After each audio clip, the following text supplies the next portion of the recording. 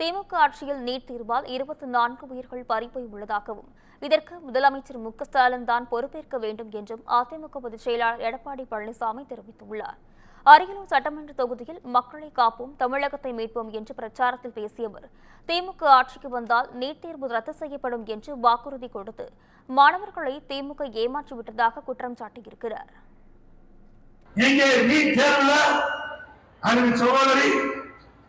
அனிதா அவர்கள் மரணம் அடைஞ்சாங்க.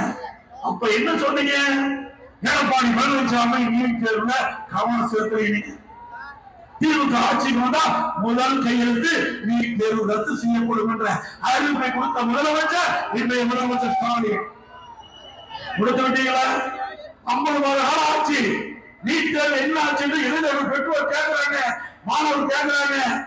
இந்த ஆட்சிக்கு வந்தவர், திமுக ஆட்சிக்கு வந்தவர் 24 பேர் இறந்திருக்கிறாங்க. நீட் தேர்வு தோல்வி அடைந்த காரணமாக நீட் தேர்வுல அவர் தேர்ச்சி பெறாத காரணத்தால 24 உயிர்கள் இன்றைக்கு இழந்திருக்கிறோம். இதுக்கு முழு பொறுப்பு ஸ்டாலின் ஏற்க வேண்டும்.